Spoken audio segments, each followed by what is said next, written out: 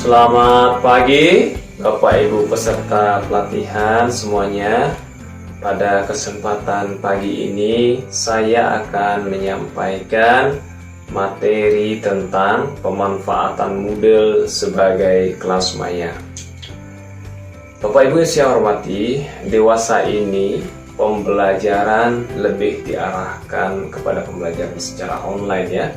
Apalagi ditambah dengan adanya pandemi seperti sekarang yang mewajibkan kita untuk tetap memberikan layanan pembelajaran kepada peserta didik kita meskipun secara tidak langsung. Pembelajaran daring itu merupakan pembelajaran yang sangat diperlukan saat ini agar peserta didik kita tetap mendapatkan layanan pembelajaran. Dan salah satu bentuk pembelajaran daring yang memanfaatkan internet saat ini yaitu pemanfaatan kelas maya.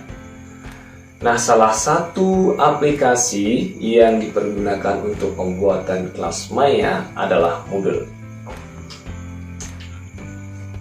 Baik, sebelum lebih lanjut kita berbicara tentang pemanfaatan Moodle sebagai kelas maya, mari kita lihat apa yang menjadi kompetensi dasar dari mata diklat ini.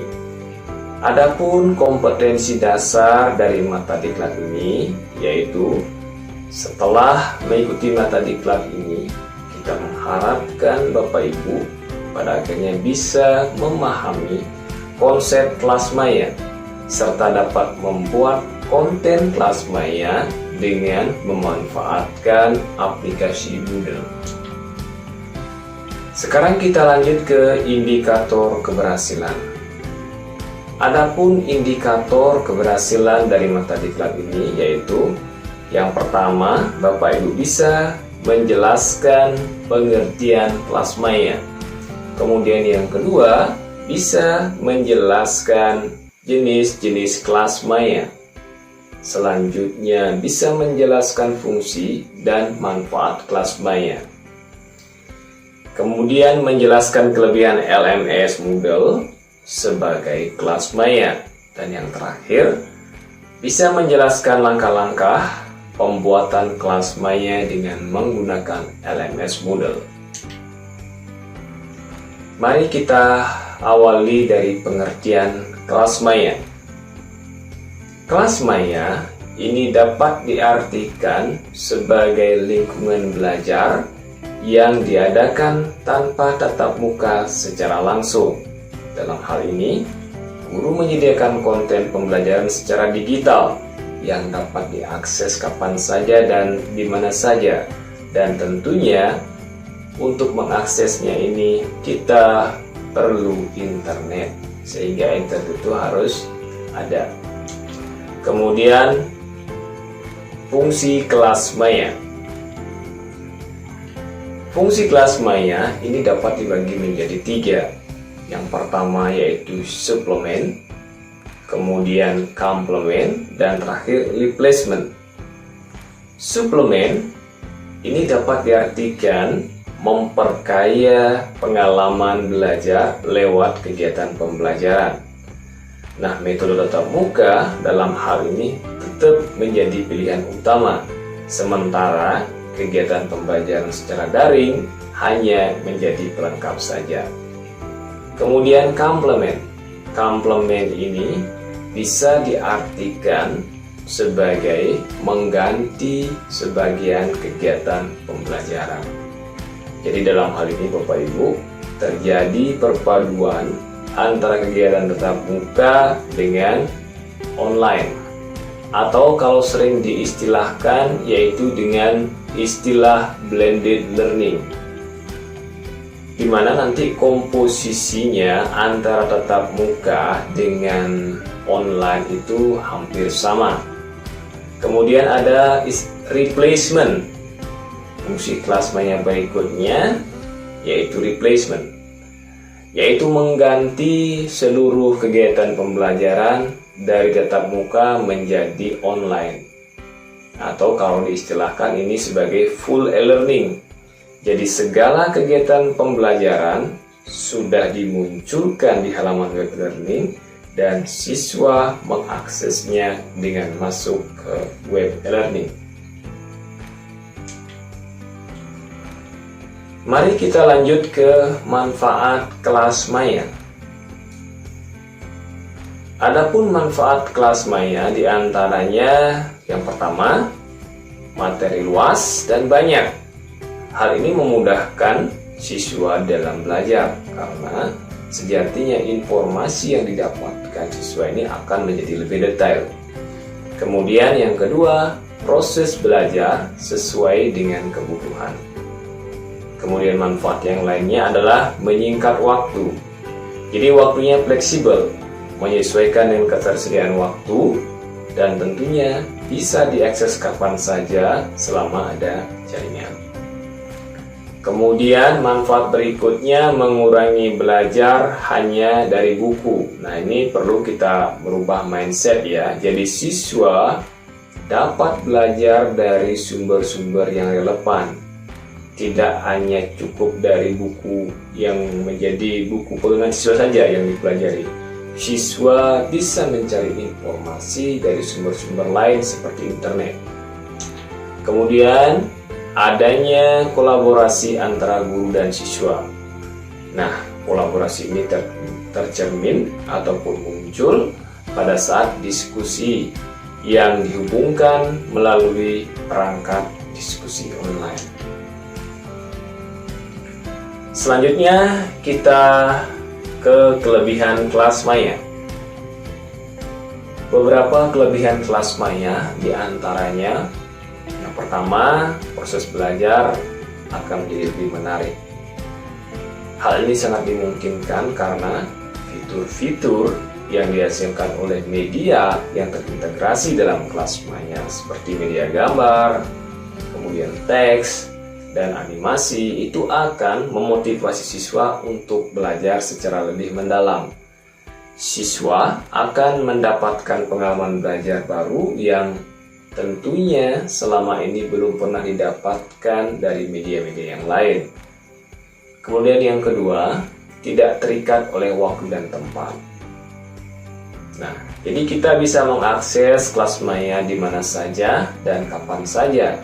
Nah, tentunya dengan syarat piranti yang kita gunakan ini terhubung dengan jaringan. Ya. Kemudian kelebihan yang lain, siswa akan belajar aktif secara mandiri. Nah, ini tentunya sesuai ya Bapak Ibu, karena konten materi yang dimunculkan di kelas maya ini akan menuntut siswa untuk mempelajarinya secara mandiri. Dan siswa akan mencari secara aktif informasi terkait hal-hal yang belum diketahuinya dari referensi yang sudah diupload di kelas maya ataupun referensi dari sumber-sumber lain. Nah, kondisi ini tentunya sesuai dengan prinsip belajar aktif. Kelebihan yang lainnya adalah guru sebagai fasilitator. Dalam hal ini, guru bukan hanya sebagai penyedia, tetapi juga sebagai pendukung terhadap proses belajar mengajar. Mari kita lanjut ke jenis-jenis kelas maya. Ya. Aplikasi yang digunakan untuk membuat kelas maya semuanya itu berbasis web. Beberapa jenis kelas maya yang sudah ada, di antaranya ya, yang pertama ada LMS. LMS ini Learning Management System. LMS ini digunakan untuk perencanaan, pengiriman, pengolahan kegiatan pembelajaran. Nah, contoh dari LMS ini adalah Moodle yang akan kita pelajari. Kemudian yang kedua ada namanya LCMS.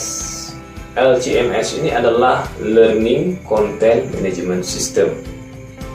Jadi LCMS ini digunakan untuk membuat, memperbaharui, melakukan publikasi dan pengolahan isi suatu sistem. Jadi LCMS ini adalah pengembangan dari LMS. Selanjutnya ada yang namanya Social Learning Network atau SLN. Pada prinsipnya LCMS, kemudian LMS dikembangkan lebih mendalam menjadi Social Learning Network. Prinsipnya sama dengan LCMS maupun LMS, namun yang berbeda sedikit yaitu pengembangan kelompok belajarnya ini menggunakan jejaring sosial. Selanjutnya, mari kita lihat komponen pendukung bagi terlaksananya kelas maya. Nah, agar kelas maya ini dapat berjalan dengan baik, maka perlu disiapkan beberapa komponen pendukung. Beberapa komponen pendukung itu diantaranya yang pertama perangkat keras seperti komputer dan smartphone. Ini wajib ada. Kemudian yang kedua jaringan internet. Ini adalah hal yang sangat pokok bagi keterlaksanaan kelas maya. Tanpa adanya jaringan, tentunya kelas maya ini tidak akan bisa diakses. Bagi Bapak Ibu yang menggunakan HP tanpa adanya paket data, tentunya kelas maya ini juga tidak dapat diakses. Kemudian perangkat lunak. Perangkat lunak ini seperti yang saya sebutkan tadi, ada LMS, LCMS, dan SLN. Selanjutnya konten pembelajaran. Konten pembelajaran ini mencakup materi yang harus dipelajari siswa.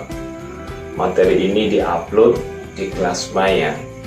Materi ini bisa berupa bahan ajar, penugasan, kuis, dan sebagainya. Kemudian ada strategi komunikasi. Strategi komunikasi ini lebih terkait pada hal-hal atau informasi tentang bagaimana siswa mempelajari materi, bagaimana siswa mengerjakan tugas, dan bagaimana siswa melaksanakan evaluasi. Mari kita mengenal lebih dekat tentang Moodle. Moodle adalah software learning management system atau software e-learning yang bersifat open sources. Moodle ini adalah sistem yang sangat lengkap dengan fitur yang banyak. Moodle sangat efektif untuk pembelajaran di sekolah ataupun perguruan tinggi. Moodle ini juga dapat diperoleh secara gratis. Kelebihan Moodle. Kelebihan Moodle yang pertama gratis. Kemudian mudah digunakan. Mudah digunakan ini karena fiturnya itu tidak kompleks, sehingga sangat ramah sekali buat para pengguna awal. Selanjutnya fleksibel. Ya. Kemudian kelebihan yang lainnya adalah aman. Jadi keamanan ini bisa dilihat adanya update pengamanan data untuk menjaga keamanan data pengguna. Jadi Moodle ini mempunyai keamanan yang kokoh, gitu ya. Kemudian terintegrasi. Jadi Moodle ini mempunyai fitur eksternal collaborative tool. Kita bisa melengkapi course online kita dengan forum dan blog yang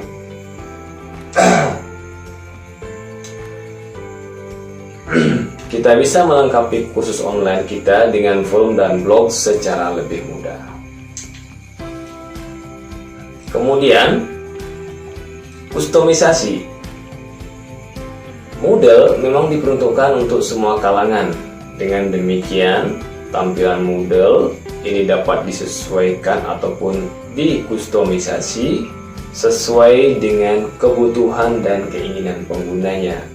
Selain itu, pengguna juga bisa mengatur footer dan logo sesuai dengan instansinya. Kemudian kelebihan yang lainnya adalah mendukung plugin. Coba kita lihat keunggulan lain dari Moodle. Keunggulan lain dari Moodle yang pertama adalah personalized dashboard. Keunggulan Moodle adalah adanya dashboard yang dapat diatur secara mandiri, yang bisa menampilkan informasi-informasi seperti daftar kegiatan, kalender kegiatan, nama pengguna yang online, dan pengumuman-pengumuman. Selanjutnya ada file management. Jadi kita bisa menambahkan file materi, kemudian memberikan kuis, memberikan tugas, link, dan lain sebagainya sesuai dengan kebutuhan kita, dan kita bisa memberikan batasan waktu dan batasan orang-orang yang bisa mengakses file kita. Kemudian keunggulan lainnya ada progress tracking. Jadi Moodle ini dilengkapi fitur untuk melihat rekaman keberhasilan dari sebuah pembelajaran. Kemudian multimedia integration. Jadi integrasi multimedia tersedia pada Moodle seperti integrasi video yang ada unsur animasinya, suara, gambar bergerak yang dapat memotivasi siswa untuk belajar. Kemudian keunggulan lainnya yaitu adalah peer assessment. Jadi peer assessment ini memungkinkan peserta didik untuk saling menilai satu sama lainnya. Kemudian ada inline feedback. Jadi dalam hal ini guru bisa memberikan catatan kepada siswa atau catatan terhadap hasil pekerjaan siswa. Ini adalah bagian dari feedback ataupun umpan balik yang dapat diberikan guru terhadap kemajuan hasil belajar siswa. Baik, selanjutnya mari kita lihat ke cara kerja Moodle. Cara kerja Moodle ini ada 3 Bapak Ibu. Yang pertama ada self-hosted. Jadi artinya mempunyai server sendiri, kemudian mengelola secara mandiri. Nah, self-hosted ini bisa dilakukan dengan berlangganan layanan hosting. Kemudian managed service. Jadi servernya sudah disiapkan oleh Moodle. Namun tentunya managed service ini memiliki keterbatasan pada jumlah pengguna, storage, dan fungsinya. Contohnya ini adalah Moodle Cloud, ya. Yang terakhir adalah integrasi dengan WordPress. Nah, dari 3 cara kerja Moodle ini Bapak Ibu yang akan kita pelajari pada pertemuan ini adalah yang managed service, ya. Salah satu contohnya itu adalah Moodle Cloud, ya. Baiklah Bapak Ibu, itulah dulu penjelasan singkat tentang pemanfaatan Moodle sebagai kelas maya. Nah, materi terkait bagaimana nanti kita menginstal Moodle Cloud, kemudian bagaimana kita men-setting konfigurasi Moodle Cloud, itu akan saya jelaskan pada tutorial berikutnya. Tetap semangat Bapak Ibu dan selamat pagi.